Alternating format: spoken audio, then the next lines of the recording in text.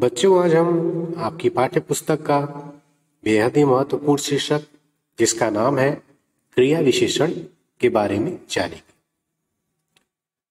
यह आपका पाठ 18 का शीर्षक है। इस पाठ के अंतर्गत हम जानेंगे क्रिया विशेषण किसे कहते हैं, इसका कार्य क्या है हिंदी भाषा में, तथा यह किसका भेद है, अर्थात इसके कौन कौन से अंग हैं। तो आइए चलते हैं पाठ की तरफ। क्रिया विशेषण को जानने से पहले हम यह जान लें कि यह किसका भेद है, अर्थात क्रिया विशेषण किसके भेद के अंतर्गत आता है। अव्यय के भेद के अंतर्गत क्रिया विशेषण आते हैं, संबंध बोधक आते हैं, समुच्चय बोधक आते हैं, विस्मयादि बोधक आते हैं और निपात आते हैं। इन सब के विषय में हम धीरे धीरे चर्चा करेंगे। आज हम क्रिया विशेषण के विषय में जानेंगे। इससे पहले हम क्रिया विशेषण को जाने, हम यह जान लें अव्यय किसे कहते हैं। अव्यय, यह मूल शब्द व्यय है और उपसर्ग अ लगा हुआ है। और मैंने आपसे कई बार बताया, किसी भी मूल शब्द के पहले यदि अ लगा हुआ उपसर्ग आ जाए तो उसका नकारात्मक भाव उत्पन्न होता है।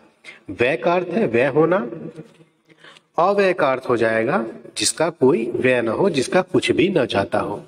इसे ही दूसरे अर्थों में लिखते हैं अविकारी शब्द। विकारी मतलब होता है परिवर्तन करना, विकार मतलब इसके पहले भी अ लगा है उपसर्ग, अर्थात जिसमें कोई परिवर्तन न हो। तो अव्यय और अविकारी एक ही बात है, एक ही अर्थ प्रकट करते हैं, दो तरीके से बोले जाते हैं। अब अव्यय का हम अर्थ जान गए कि जिसका कुछ भी व्यय न हो। आपने कुछ व्यक्तियों को ऐसे देखा होगा जो किसी भी परिस्थिति में हो, कैसे भी हो, वह अपने रूप को नहीं बदलते, वह जैसे के हैं वैसे ही बने रहते, वो अपने आप में बदलाव नहीं लाते। ठीक उसी प्रकार से वाक्य में अव्यय काम करता है। अव्यय भी चाहे कोई भी कर्ता का लिंग, वचन, कर्म कुछ भी हो, वह जो है जस का तस बना रहता है। वह किसी आधार पर स्वयं को परिवर्तित नहीं करता। जैसे यदि आपसे अव्यय की परिभाषा पूछे तो अव्यय वे शब्द हैं जिनका वाक्य में प्रयोग होने पर लिंग, वचन, पुरुष, काल, पक्ष, वाच्य आदि के प्रभाव से कोई भी परिवर्तन उनमें उत्पन्न नहीं होता, वे अव्यय कहलाते हैं। अब हम जानेंगे क्रिया विशेषण के बारे में। हम पिछले पाठों में पढ़ चुके हैं विशेषण का अर्थ है विशेषता बताना। पिछले पाठ में हमने पढ़ा संज्ञा सर्वनाम की विशेषता बताने वाले को विशेषण कहते हैं। अब विशेषण के पहले क्रिया लग गया है तो हम समझ सकते हैं यह क्रिया की विशेषता को बताएगा। क्रिया विशेषण क्रिया की विशेषता को बताएगा। जैसे पहला उदाहरण है बच्चे जोर से चिल्लाए। यह क्रिया है चिल्लाना, और चिल्लाना के ठीक पहले जोर से एक विशेषता बताई गई है कि किस प्रकार से बच्चे चिल्लाए। तो यहां जोर से एक अव्यय भी है क्योंकि इसमें लिंग, वचन, कारक के अनुसार परिवर्तन नहीं होगा, और यह क्रिया की विशेषता भी बताता है, इसलिए यह क्रिया विशेषण हुआ। मैं तुमसे मिलने कल आऊंगा। आऊंगा बताया है, क्रिया है, और समय बताया है कल आऊंगा, अर्थात क्रिया की विशेषता बताई गई है, इसलिए क्रिया विशेषण भी है और क्रिया विशेषण अव्यय होता है। आप वहां बैठ जाइए। बैठ जाइए क्रिया है और स्थान बताया गया है, कहां बैठ जाइए, वहां बैठ जाइए, किसी स्थान की ओर इशारा किया गया है जो क्रिया की विशेषता है, इसलिए क्रिया विशेषण होगा। क्रिया विशेषण को पहचानने का सामान्य सा तरीका है कि यह क्रिया विशेषण है, क्रिया की विशेषता बताता है तो क्रिया के ठीक पहले ही आएगा। क्रिया के ठीक पहले ही आता है, अक्सर यह क्रिया के ठीक पहले ही आता है। अन्य दशाओं में भी यह उसके पहले ही आएगा। हो सकता है मध्य में कोई निपात आ गया हो या कुछ और आ गया हो, परंतु यह क्रिया के पहले ही आता है। अब देखिए, क्रिया विशेषण भी कई प्रकार के होते हैं। कभी कभी यह स्थान बताते हैं, कभी कभी समय बताते हैं क्रिया के होने का, कभी कभी तरीका, रीति बताते हैं क्रिया के होने की, परिमाण, मात्रा भी बताते हैं। ठीक, तो इस आधार पर क्रिया विशेषण के भेद किए गए हैं 4। पहला भेद स्थानवाचक, कालवाची क्रिया विशेषण, रीतिवाची क्रिया विशेषण और परिमाणवाची क्रिया विशेषण। स्थानवाची क्रिया विशेषण सबसे पहला भेद है, अर्थात क्रिया के होने के स्थान का बोध होता है। इसमें क्रिया किस स्थान पे हो रही है उसकी विशेषता बताई जाती है स्थानवाची क्रिया विशेषण में। जैसे नीला उधर बैठी है, अब यहाँ बैठी है क्रिया है, इसके ठीक पहले के शब्द को देखिए, उधर बैठी है, अर्थात उसके बैठने का स्थान उधर है, तो यह क्रिया की विशेषता है। इसलिए क्रिया विशेषण तो हुआ ही, लेकिन क्रिया विशेषण में स्थान का बोध करा रहा है, अर्थात वह बैठी है तो किसी स्थान पे बैठी होगी और वहां उधर का प्रयोग किया गया है, तो यह स्थानवाची क्रिया विशेषण होगा। वह अभी बाहर गई है, गई है मुख्य क्रिया, मुख्य क्रिया के ठीक बगल में बाहर लिखा हुआ है जो उसके स्थान का बोध करा रहा है, इसलिए क्रिया विशेषण के साथ साथ स्थानवाची क्रिया विशेषण कहलाएगा। दूसरा है कालवाची क्रिया विशेषण। काल का अर्थ है समय।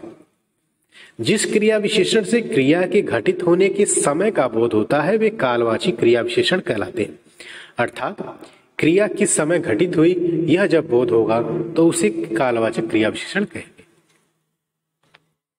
आज, कल, परसों, रोज, सुबह, शाम, ये सभी क्रिया विशेषण कहलाते हैं। जैसे पहला उदाहरण है, हम लोग रोज फिल्म देखते हैं। यहां देखना क्रिया है और यहां देखिए रोज, बीच में फिल्म शब्द तो आया है, लेकिन ठीक क्रिया के पहले रोज एक शब्द आया है जो कि अव्यय है। साथ ही साथ यह क्रिया के होने के समय को बताता है कि रोज वह फिल्म देखते हैं, इसलिए कालवाची क्रिया विशेषण कहलाएगा। वे कल पहुंच रहे हैं, पहुंच रहे हैं क्रिया है और क्रिया के ठीक पहले लिखा है कल, अर्थात कल जो है समय का बोध करा रहा है, तो एक कालवाची क्रिया विशेषण होगा। रीतिवाचक क्रिया विशेषण, जो क्रिया विशेषण क्रिया के घटित होने की रीति या तरीके के बोध कराता। रीति का अर्थ होता है तरीका, तो जो क्रिया विशेषण क्रिया के घटित होने के तरीके वह किस प्रकार से घटित हो रही है, धीरे घटित हो रही है, जल्दी, तेज, धीमा, अचानक, ये सभी शब्द यह दर्शाते हैं कि क्रिया किस प्रकार से घटित हो रही है। तो ऐसे विशेषणों को, ऐसे क्रिया विशेषणों को रीतिवाची क्रिया विशेषण कहेंगे। जैसे बस चलते चलते अचानक रुक गई, यहाँ रुक गई क्रिया है, क्रिया के ठीक पहले अचानक आया है जो उसकी रीति का बोध कराता है, उसके तरीके को बोध कराता है, इसलिए यहाँ क्रिया विशेषण तो होगा ही, लेकिन रीतिवाचक क्रिया विशेषण होगा। गाड़ी धीरे धीरे चलाओ, चलाओ मुख्य क्रिया है, उसके ठीक पहले धीरे आया है जो क्रिया की विशेषता बताता है कि गाड़ी चलने की क्रिया धीरे धीरे होने की है, तो इसलिए यहाँ रीतिवाचक क्रिया विशेषण होगा। चौथा है परिमाणवाची क्रिया विशेषण। जिन क्रिया विशेषणों से क्रिया के परिमाण अर्थात मात्रा का बोध हो वह क्रिया विशेषण परिमाणवाची क्रिया विशेषण कहलाते हैं। मात्रा के अंतर्गत थोड़ा, बहुत, कम, ज्यादा, अधिक, लगभग आदि शब्द का प्रयोग होगा।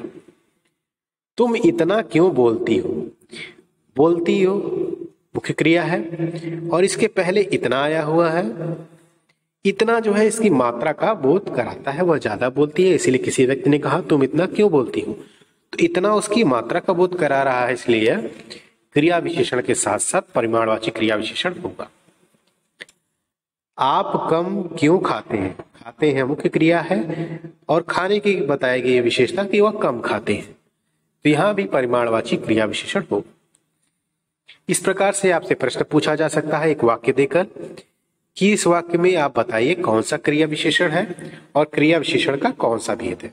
तो आपको इस प्रकार से इसमें पहचानना पड़ेगा कि क्रिया की विशेषता बता रहा है तो क्रिया विशेषण होगा और उसकी किस प्रकार से विशेषता बता रहा है उसी आधार पे आप इसके भेदों को जान सकेंगे।